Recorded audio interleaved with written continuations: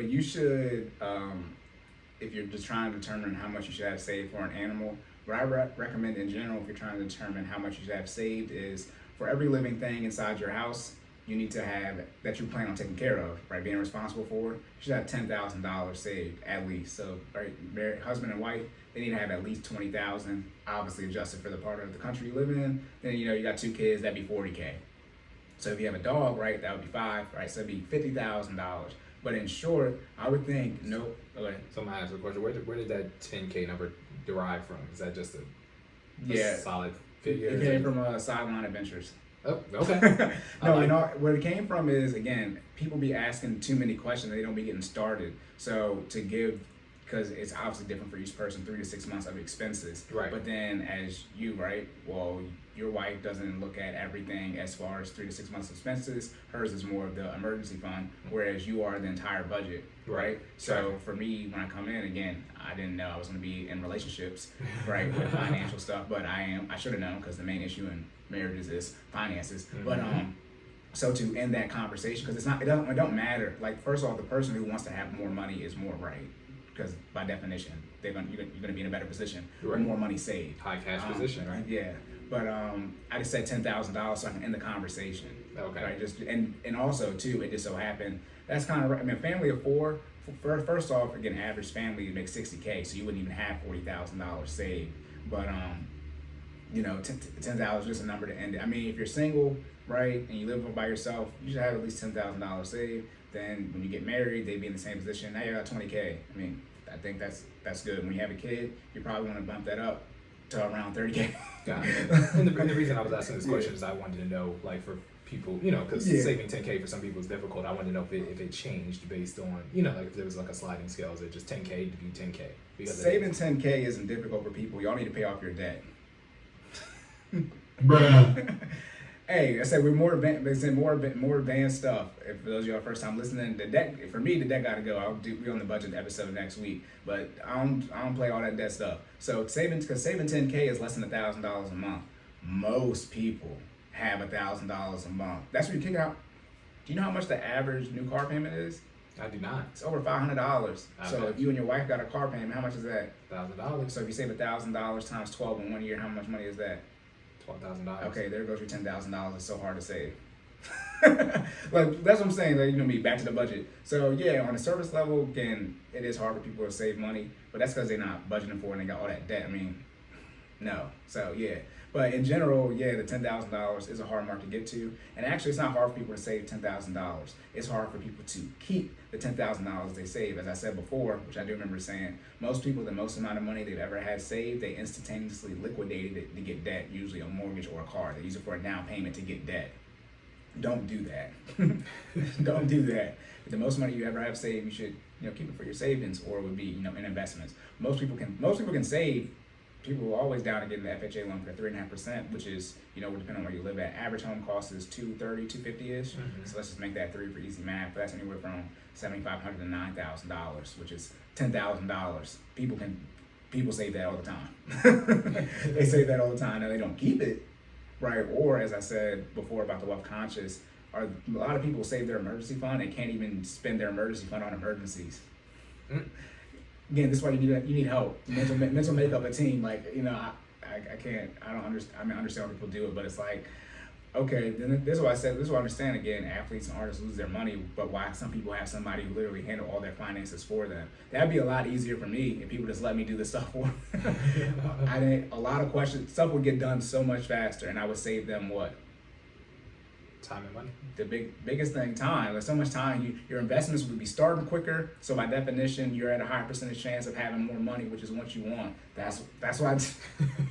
That's what I told kids. Y'all be trying to invest, but don't be trying to invest as much money as you can as fast as possible, which is how you get more money. Again, compound interest in investing. Compound interest, you need time. When you're investing, the less time there is, the less compound interest there is, the more of that is your principal or your initial investing amount or the money that you put in. Time has to go on for it to be compound interest, but then you don't be making use of the time. You be wasting it.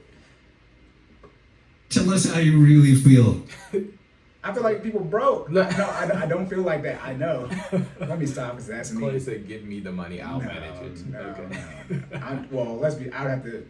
I don't want to quit my job. I love my job, but that'd be for first off that fee.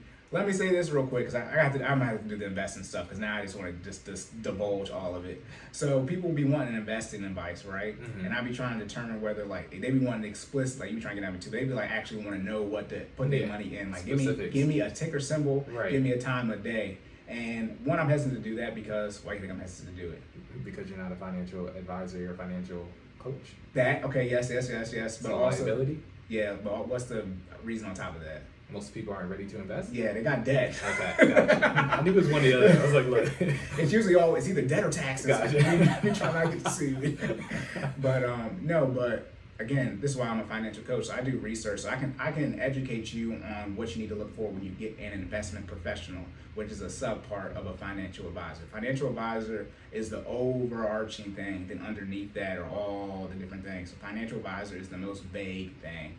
And then at the very bottom of that, I just put myself at the bottom, but would be financial coach because they don't have to have certifications to do any of that stuff. But investment professional would be underneath a financial advisor. So every financial advisor is every investment professional is a financial advisor. Mm-hmm. Every financial advisor is an investment professional. Gotcha. So that's CPA, estate planners, all that type of things, CFPs, certified financial planners, all those type of things. So, but for investing, right, people want to get investment advice, and it's like, okay, how much money do you have? No money, right? They have money, but it's not a lot because an investment professional, do you know how much investment professionals usually charge, like their fees? I'm assuming it's a percentage of what they... It's called assets under management. Do you know how much money the minimum you need to invest with them usually is? It's like $20K. I'm throwing out a number. $250,000. Ooh, I was nowhere close. Because guess you do whatever you're trying to do on that. Well, that's a couple of those. Bruh. $250K. Good luck. One more time. This is why I don't like when I was trying to tell people like listen, because like in short, I have more information than most people when it comes to finances. So like you're not ready for me to see how Jordan has a lot of financial information in his head, and he was y'all seen my face, but he said 250K. Yeah, he was 10 times away, right? So he's thinking it's 20K. No, it's 250K. Because that percentage you talk about, guess how much that percentage is they charge you to manage it, that fee? 1%. You're 10 times the wrong way again. So they charge 1%. I scaled up and I got it wrong. and so they charge 1% of the assets under management, or AUW.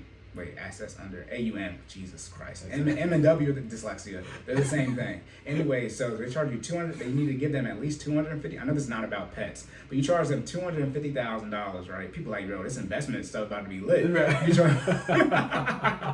It's over 9,000. Hey, I'm saying, but you need to give them at least $250K, right? They're going to charge you a 1% fee to manage that money. Guess how many? So 1% of that would be $2,500, right? Guess how often you have to give. Now Jordan's he's had your third time the charm. Right. Guess how often you have to give them that $2,500? A week? No, once a year. That's what people ask me for investment advice. So if you give me $250,000, I'm going to charge you a 1% fee yearly. So that means you're going to give me how much money is that for 12 months? That's $200 a month. Got you. And people want investment advice, and how much money do you think they have? None.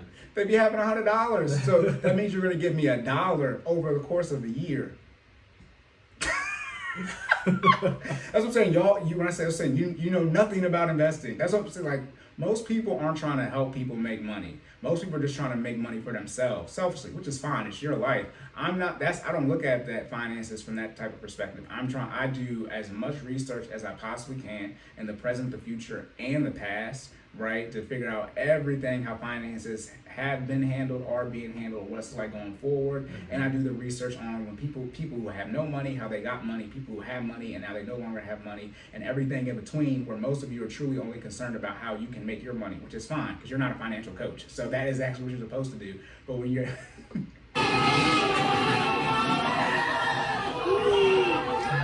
that's fine, but when you're asking me, like, back to reputation, I'll do my best to treat everyone the same initially, right? So you just come in and try, we had a cookout or something like that. Mm-hmm. Yo, Cory, what should I get into? You need to pay off your debt. Probably should sell. Do you own that car out there? You should probably pay that off first. I'm not gonna say it like that. It depends on who it is. He might say it like that. But he might say it like that. No, well, the issue is people asking for financial advice, and I'm like, My first question is going to be what usually when I ask about financial advice.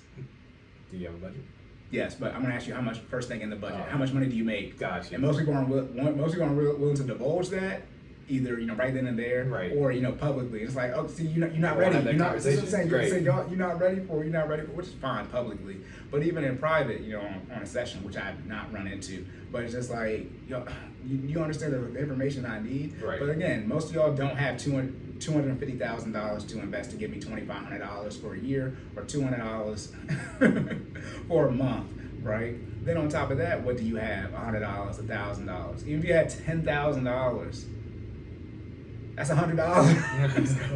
10% of 10,000 is 1,000. So 1% would be $100 I get for the year. So let's make that $120. That's $10 a month for investment advice.